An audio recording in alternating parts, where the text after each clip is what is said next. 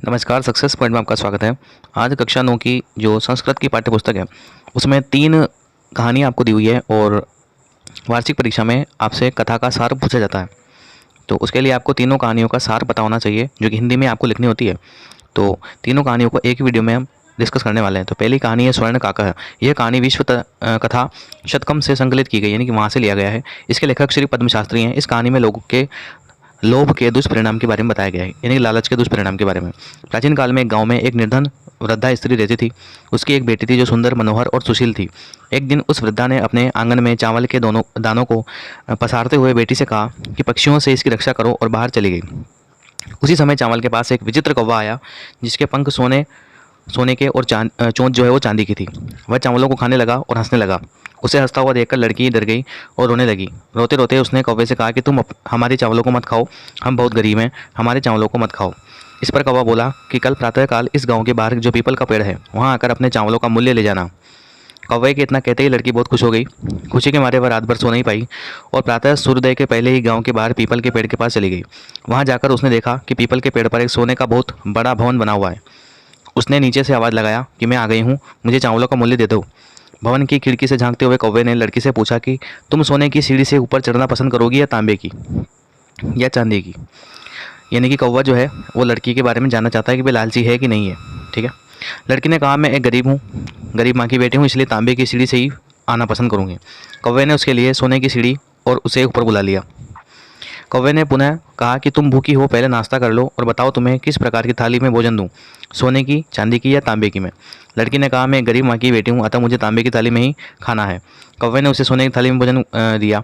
खाना खाने के बाद लड़की ने घर जाने की इच्छा जताई। तब कौवे ने उसे 3 पेटियाँ दिखाई और कहा कि जो तुम अपने चावलों के मूल्य के बराबर वाली पेटी ले जा सकती हो। लड़की ने उसमें से सबसे छोटी पेटी को चुना और अपने घर आ गई। घर आने पर उसने देखा कि वह पेटी हीरे जवाहरातों से भरी पड़ी है। उनके घर के बगल में एक लालची वृद्धा और उसकी बेटी रहती थी। उन्होंने भी उसी प्रकार धन हासिल करने के बारे में सोचा और एक दिन आंगन में चावल का दाना पसार कर वृद्धा ने बेटी को उसकी रक्षा के लिए कहा और घर के बाहर चली गई। सोने का कौवा आया, तब चावलों को खाने लगा। उसकी बेटी ने उसे गाली देते हुए चावलों के मूल्य देने को कहा। तब कौवे ने उसे पूर्व की भांति पीपल वृक्ष के नीचे आकर मूल्य लेने के लिए कहा। वह लड़की पीपल पेड़ के नीचे जाकर कौवे को गाली देती हुई बोली कि मुझे मेरे चावलों के मूल्य दे दो। कौवे ने उसे पूछा कि तुम सोने, चांदी अथवा तांबे की सीढ़ी में से किससे ऊपर आना पसंद करोगे। लड़की ने उसे भला बुरा कहते हुए सोने की सीढ़ी मांगी। तब कौवे ने उसे तांबे की सीढ़ी से ऊपर बुलाया। भोजन के लिए कौवे ने उसे उसी प्रकार पूछा और लड़की द्वारा सोने की थाली मांगे जाने पर कौवे ने उसे तांबे की थाली में भोजन कराया। भोजन के पश्चात कौवे ने लड़की को 3 पेटियां दिखाते हुए चावलों के मूल्य बराबर पेटी चुन लेने के लिए कहा कि भाई जितने तुम्हारे चावल खाए हैं उसके मूल्य के बराबर तुम पेटी को चुन लो।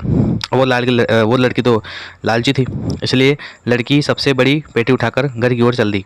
घर आकर जब माँ बेटी ने उस पेटी को खोला तो उसमें से एक काला सांप निकला और वो सब डर गए। सच ही कहा गया है, लालच काले सांप के समान होता है जो व्यक्ति की अच्छाई को डस लेता है, इसलिए हमें लालच नहीं करना चाहिए। ये हमारी संस्कृत की पहली कथा थी। ठीक है। अगला पाठ है कक्षा 9 की संस्कृत पाठ्य पुस्तक का भ्रांतो बालः, यानी कि भटका हुआ बालक। ठीक है। तो एक भ्रांत बालक पाठशाला जाने के समय खेलने के लिए चल पड़ा। उसने अपने मित्रों से भी खेलने आने को कहा, परंतु सब पाठ याद करके विद्यालय जाने की जल्दी में थे तथा किसी ने भी उसकी बात नहीं मानी। उपवन में जाकर सबसे पहले उसने भौरे से खेलने को कहा, यानी कि भौरे से खेलने को कहा, किंतु भौरे ने पराग संचित करने में अपनी व्यस्तता बताई। उसने कहा कि भाई मैं तो पराग संचित कर रहा हूँ, मेरे पास जो है फ्री टाइम नहीं है मैं खेलने के लिए। ठीक है। फिर उसने चिड़े यानी कि चिड़िया को स्वादिष्ट खाद्य वस्तुएं देने को लालच देकर खेलने को कहा, किंतु उसने भी घोंसला बनाने के काम में अपनी व्यस्तता बताकर खेलने से इनकार कर दिया। यानी कि चिड़िया ने भी कहा कि मैं अपना घोंसला बनाने के लिए व्यस्त हूँ, मेरे पास समय नहीं है खेलने का। फिर उसने कुत्ते से खेलने को कहा। कुत्ते ने भी स्वामी के घर की रक्षा के कारण अपनी व्यस्तता प्रकट की। कुत्ते ने कहा कि जो स्वामी मुझे पुत्र की तरह पालता है तो मैं तो उसकी रक्षा करूंगा, इसलिए मेरे पास भी समय नहीं है। इस प्रकार नष्ट मनोरथ का मतलब जिसकी सब इच्छाएं मर गई। उस बालक ने अंत में यह समझ लिया कि समय नष्ट करना उचित नहीं है। जब उसने सोचा कि सभी अपना अपना काम में लगे हुए हैं तो फिर मैं क्यों यहाँ व्यर्थ ही बैठा हूँ, अतः उसे भी अपना कर्तव्य पूरा करना चाहिए। तभी से वह विद्या प्राप्ति में जुट गया, यानी कि विद्यालय चला गया। तब से विद्या अध्ययन के प्रति इच्छा युक्त होकर उसने विद्वत्ता, कीर्ति तथा धन को प्राप्त किया। इसलिए हमें भी जो है आलस नहीं करना चाहिए। ये कहानी हमें यही सीख देती है। ठीक है। अगली कथा है अपनी लोहतुला। तो प्रस्तुत पाठ जो है पंचतंत्रम नामक ग्रंथ के मित्रभेद नामक तंत्र से लिया गया है। इसके रचयिता विष्णु शर्मा हैं। इस कथा में लोभ के दुष्परिणाम को दिखाया गया, यानी कि लालच के दुष्परिणाम को दिखाया गया। इससे पहले हमने कहानी पढ़ी, उसमें भी लालच के बारे में ही बताया गया था। कथा सार इस प्रकार है, किसी स्थान पर जीर्णधन नामक व्यापारी रहता था। वह धन कमाने के उद्देश्य से दूसरे देशों में जाया करता था। एक बार उसने अपने पूर्वजों के द्वारा कमाई हुई लोहे की तराजू को एक सेठ के यहाँ धरोहर में रख दिया। वह विदेश से आकर उस सेठ से अपनी धरोहर वापस मांग लगा, यानी कि वो जो व्यक्ति था वह विदेश गया और उसके पास में एक तराजू थी अपने पुरखों की। तो वह तराजू जो है वह किसके पास में रख कर चला गया? एक सेठ के पास में, ठीक है। वह विदेश से आकर उस सेठ से अपनी धरोहर वापस मांगने लगा, तो उस सेठ ने कहा कि उसे तो चूहे खा गए, यानी कि उसके मन में क्या आ गया? लालच आ गया। तो बोला उसने कि इसको तो क्या खा गए? चूहे खा गए।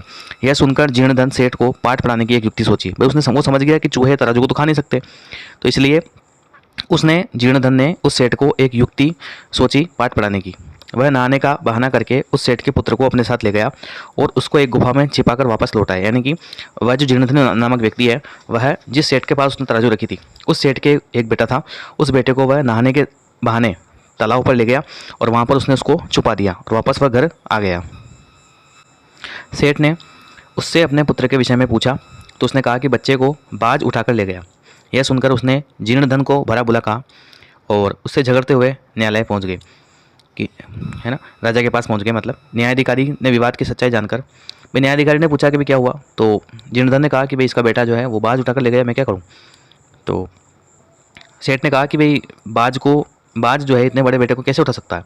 तो फिर उसने जीर्णधन ने कहा कि तो फिर चूहा भी जो है वो तराजू को कैसे खा सकता है, ठीक है। तो इसका मतलब जो न्यायाधीश था, जो राजा था, उसको सच्चाई पता चल गई और उन्होंने जो है सच्चाई को जानकर लोहे की वह तराजू लौटाने का आदेश दे दिया। अपने तराजू को पाकर जीर्णधन ने सेठ के बच्चे को भी वापस कर दिया। तो इस प्रकार से इस जो कक्षा 9 की जो पाठ्य पुस्तक है, तो उसमें 3 कहानियाँ हैं और तीनों कहानियों का सार आपको बिल्कुल ध्यान रखना है। परीक्षा में इन तीनों में से ही कोई एक कहानी पूछी जाएगी, ठीक है, जिसको आपको हिंदी में ही लिखना है। इस प्रकार से हमने तीनों कहानियों को देखा। आशा करता हूँ वीडियो को पसंद आया होगा। धन्यवाद।